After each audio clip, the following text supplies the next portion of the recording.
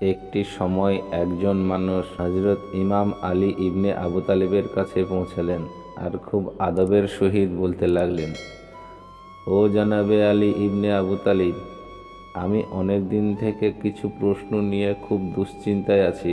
আমি নিজেই অনেক চেষ্টা করেছি যে আমি এই প্রশ্নের জবাবগুলো খুঁজে বের করব, কিন্তু অনেক চেষ্টা করার পরেও এই প্রশ্নের জবাব আমি খুঁজে পাইনি। ও জনাবে আলী ইবনে আবু তালিব, আমি খুবই দুশ্চিন্তার মধ্যে আছি, কারণ এই প্রশ্নগুলোর জবাব আমি কোথাও হতে পাইনি।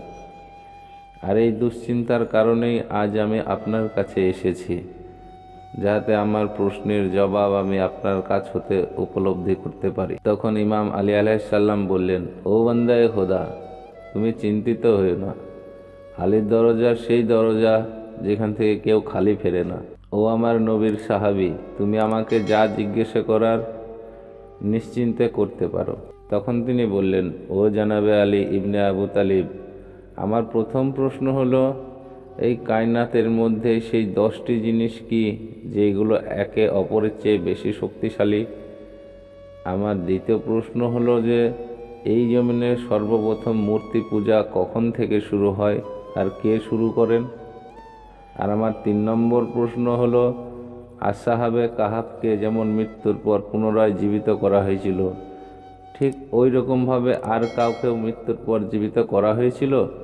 আর যদি করা হয়েছিল তো কাকে জীবিত করা হয়েছিল?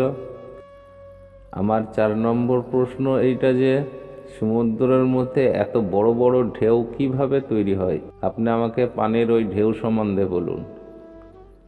আমার 5 নম্বর প্রশ্ন এইটা যে এই জমিনে সর্বপ্রথম শের ও শায়েরি কে শুরু করেছিলেন? আমার 6 নম্বর প্রশ্ন এটা যে এই জমিনে হজরত আদম আলাইহিসসালাম, হজরত বিবি হাওয়া আলাইহিসসালাম, হজরত ইব্রাহিম আলাইহিসসালামের কোরবানির দুম্বা, হজরত মুসা আলাইহিসসালামের আশা আর হজরত সালেহা আলাইহিসসালামের উটনি ছাড়া এমন কোনো জিনিস আছে যাহাদেরকে বিনা মা বাপ ছাড়াই পয়দা করা হয়েছিল? আমার 7 নম্বর প্রশ্ন এইটা যে এই জমিনে হজরত আদম আলাইহিসসালাম এবং হজরত বিবি হাওয়া আলাইহিসসালামকে কোন জায়গায় আসমান থেকে নামিয়ে দেওয়া হয়েছিল? আর জমিনে নামিয়ে দেওয়ার পরে ওনারা দুইজন কোথায় পরস্পরের সঙ্গে মিলিত হয়েছিলেন? আমার 8 নম্বর প্রশ্ন এটা যে এই জমিনে হজরত আদম আলাইহিসসালামের সঙ্গে একটি পাখিকেও প্রেরণ করা হয়েছিল, সেই পাখিটির নাম কি ছিল? ওই পাখিটি কেন এসেছিল? আমার 9 নম্বর প্রশ্ন এটা যে তিনি আল্লাহর কোন নবী ছিলেন যিনার দুইটি নাম ছিল? আর শেষে আমার 10 নম্বর প্রশ্ন এইটা যে দোজকি মানুষ কোন ভাষায় কথা বলবে? তখন হজরত ইমাম আলী আলাইহিসসালাম ওনাকে ওনার প্রথম প্রশ্নের জবাব দিলেন, ও বান্দায়ে খোদা, তোমার প্রথম প্রশ্ন হলো এই সৃষ্টি জগতের মধ্যে সেই 10টি জিনিস কি যা একে অপরের চেয়েও বেশি শক্তিশালী?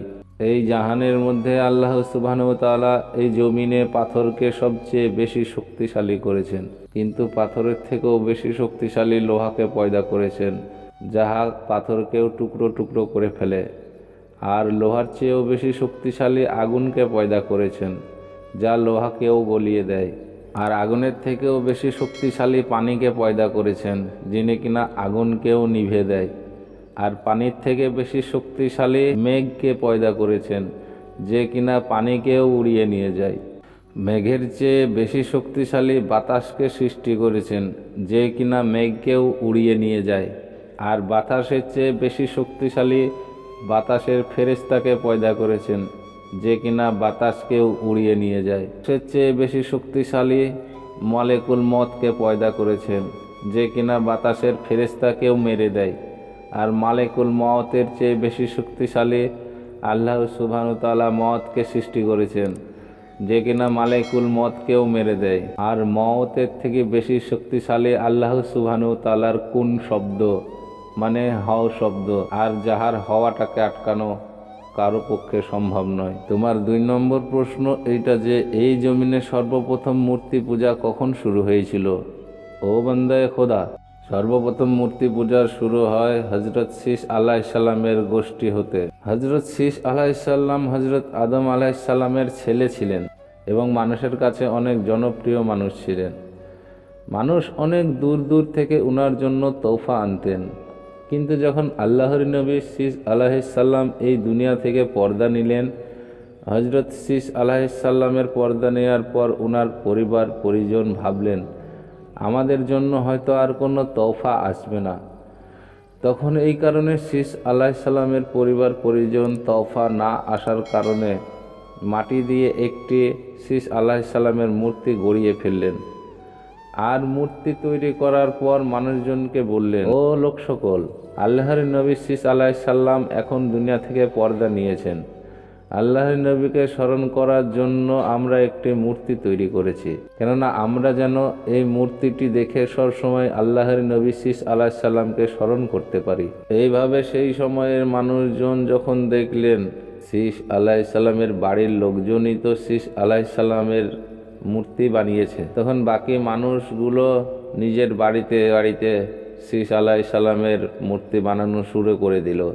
আর এইভাবে শয়তান ওই মানুষগুলোকেও গোমরাহ করে দিল এবং তাহাদের পরে আসা বংশধরদের হৃদয়ের মধ্যেও কুফরি ভরে দিল। আর এই কুফরি থেকেই এই জমিনে সর্বপ্রথম মূর্তি পূজা শুরু হলো। তোমার 3 নম্বর প্রশ্ন এইটা যে আল্লাহ সুবহানাহু ওয়া তাআলা আসহাবে কাহাফের মতো আর কাউকে পুনরায় জীবিত করেছিলেন কিনা। ও বান্দায়ে খোদা, আসহাবে কাহাফের পরে আল্লাহ সুবহানাহু ওয়া তাআলা হযরত মুসা আলাইহিসসালামের গোষ্ঠীকে মরার পরে পুনরায় জীবিত করেছিলেন। যখন হযরত মুসা আলাইহিসসালাম আল্লাহর দিদার করার জন্য আল্লাহর কাছে আরজি করলেন, তখন আল্লাহ সুবহানাহু ওয়া তাআলা হযরত মুসা আলাইহিসসালামকে তুর পাহাড়ে ডাকলেন। যখন মুসা আলাইহিসসালাম তুর পাহাড়ে পৌঁছালেন, তখন সেই সময় মুসা আলাইহিসসালামের গোষ্ঠীর মধ্যতে আরও 70 জন মানুষ মুসা আলাইহিসসালামের সঙ্গে ছিলেন। আর যখন আল্লাহ সুবহানাহু ওয়া তাআলা তুর পাহাড়ে মুসা আলাইহিসসালামকে নূরের একটি ছোট্ট তাজেল্লা দেখালেন, তখন জমিনের মধ্যে চারিদিকে একটি কম্পন শুরু হয়ে গেল আর তুর পাহাড় চূর্ণ বিচূর্ণ হয়ে ফেটে গেল। আর এটা হওয়ার কারণে হযরত মুসা আলাইহিসসালামের গোষ্ঠীর 70 জন মানুষ মারা গেলেন। আর আল্লাহর নবী মুসা আলাইহিসসালাম নিজেও অজ্ঞান হয়ে গেলেন। যখন আল্লাহর নবী মুসা আলাইহিসসালামের জ্ঞান ফিরল, তখন এই জ্ঞান ফেরার পরে হযরত মুসা আলাইহিসসালাম সেজদায় পড়ে গেলেন আর আল্লাহর কাছে কেঁদে কেঁদে ক্ষমা চাইতে লাগলেন। আর মুসা আলাইহিসসালাম নিজের গোষ্ঠীর জন্য আল্লাহর কাছে দোয়া করলেন। আর আল্লাহ সুবহানাহু ওয়া তাআলা আপনার গোষ্ঠীর 70 জন মানুষকে পুনরায় জীবিত করে দিলেন। ইনারাই ছিলেন যিনাদেরকে আসহাবে কাহাফের পরে যাহাদেরকে মরার পরেও দ্বিতীয়বার আল্লাহ সুবহানাহু ওয়া তাআলা পুনরায় জীবিত করেছিলেন। তোমার 4 নম্বর প্রশ্ন এটা যে সমুদ্রে এত বড় বড় ঢেউ কিভাবে তৈরি হয়। ও বান্দে খোদা, আল্লাহ সুবহানাহু ওয়া তাআলা এই জমিনের ভারসাম্য বজায় রাখার জন্য একজন ফেরেশতাকে সমুদ্রের পানিতে রেখেছেন। আর ওই ফেরেশতাটির নাম হলো রোমান। যখন ওই ফেরেশতা সমুদ্রের পানিতে নিজের পা রাখে, তখন সমুদ্রের মধ্যে একটি উতালা ভাব শুরু হয়ে যায়। আর ওই উতালা ভাব হওয়ার কারণে সমুদ্রতে এত বড় বড় ঢেউয়ের তৈরি হয়। ভিউয়ার্স, এখানে একটি কথা মনে রাখতে হবে, এখনকার সায়েন্স বলে সমুদ্রে যদি কোনো কারণে সমুদ্রের মধ্যে এত বড় বড় ঢেউয়ের সৃষ্টি না হয়, তাহলে পৃথিবীর ভারসাম্য ঠিক থাকবে না। আর ভারসাম্য ঠিক না থাকার কারণে এই জমিন কয়েক বছরের মধ্যেই শেষ হয়ে যাবে। আর চিন্তাশীলদের জন্য নিশ্চয় এতে নিদর্শন রয়েছে। তোমার 5 নম্বর প্রশ্নের জবাব হলো, এই জমিনের সর্বপ্রথম শের ও শায়েরি হযরত আদম আলাইহিসসালাম শুরু করেছিলেন। তোমার 6 নম্বর প্রশ্ন হলো, এই জমিনে হযরত আদম আলাইহিসসালাম, হযরত বিবি হাওয়া আলাইহিসসালাম, ইব্রাহিম আলাইহিসসালামের দুম্বা, হযরত মুসা আলাইহিসসালামের আশা আর হযরত সালেহা আলাইহিসসালামের উটনি ছাড়া আর কাউকে আল্লাহ সুবহানাহু ওয়া তাআলা বিনা মা বাপে পয়দা করেছেন কিনা। তো বান্দায়ে খোদা, তো সেটি হলো একটি বাদুর। আর এই বাদুরটা আল্লাহর নবী হযরত ঈসা আলাইহিসসালাম ইবনে মরিয়ম মাটি দিয়ে বানিয়েছিলেন। আর মাটি থেকে তৈরি করার পরে আল্লাহর হুকুমে তাহাতে একটি ফুৎকার দিয়ে বাদুরটি জীবিত করে দিলেন এবং বাদুরটি উড়ে গেল। তো এটা একটি বাদুর ছিল যেটাকে হযরত আদম আলাইহিসসালাম, হযরত বিবি হাওয়া আলাইহিসসালাম, হযরত ইব্রাহিম আলাইহিসসালামের দুম্বা হজরত মুসা আলাইসাল্লামের আশা হজরত সালেহা আলাইসাল্লামের উটনির মতো বিনা মা বাপে পয়দা করা হয়েছিল। আমার 7 নম্বর প্রশ্ন হলো, আল্লাহ সুবহানাহু ওয়া তাআলা আদম আলাইসাল্লামকে এই জমিনে কোথায় নামিয়ে দিয়েছিলেন? আল্লাহ সুবহানাহু ওয়া তাআলা হজরত আদম আলাইসাল্লামকে এই জমিনে যে জায়গাতে নামিয়েছিল সে জায়গাটির নাম হলো স্মরণদ্বীপ। আর বিবি হাওয়া আলাইসাল্লামকে জমিনের জেদ্দার মধ্যে নামিয়েছিলেন। ওনারা অনেক কষ্ট করার পরে পরস্পরের সঙ্গে মক্কা মুকাররমাতে মিলিত হয়েছিলেন। ভিউয়ার্স, এটা মনে রাখতে হবে যে স্মরণদ্বীপ এখন শ্রীলঙ্কাতে অবস্থিত, আর জেদ্দা বর্তমান সৌদি আরবে অবস্থিত জেদ্দা শহরকেই বলা হয়। এইরকমভাবেই ইমাম আলী আলাইহিসসালাম ওনাকে ওনার 8 নম্বর প্রশ্নেরও জবাব দিলেন। ও বান্দায়ে খোদা, তোমার 8 নম্বর প্রশ্ন হলো যে পাখিটি হজরত আদম আলাইহিসসালামের সঙ্গে এই জমিনে এসেছিল সেই পাখিটির নাম কি এবং কেন এসেছিল? ও বান্দায়ে খোদা, সেই পাখিটির নাম হলো লাটোরা। যখন হজরত আদম আলাইহিসসালাম এই জমিনের মধ্যে আসলেন তখন এই জমিনে পানি সন্ধান করা অনেক কষ্টকর ব্যাপার ছিল।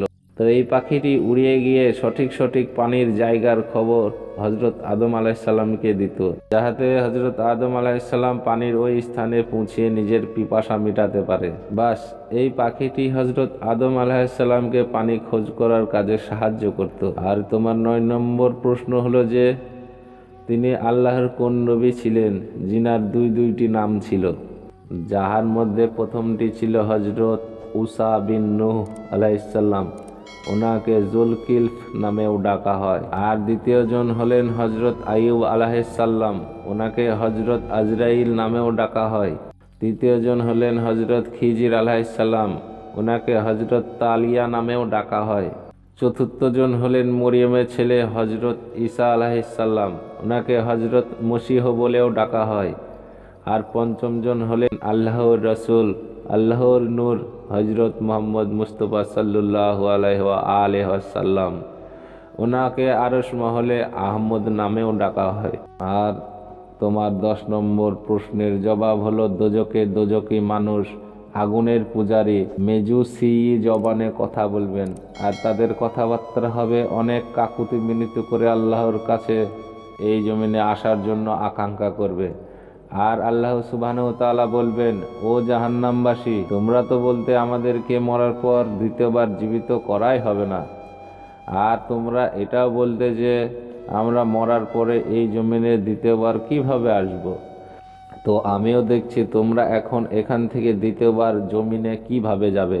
আর এইভাবে এই সকল মানুষ আল্লাহর কাছে অনেক কাকুতি মিনতি করে ক্ষমা চাইবেন, কিন্তু আল্লাহ সুবহানাহু ওয়া তাআলা তাদের এত চিৎকার কাকুতি মিনতি করার পরেও উহাদের ক্ষমা করবেন না। আর সেই সব দোজকি মানুষ দোজকের আগুনে অনন্তকাল পর্যন্ত জ্বলতেই থাকবে।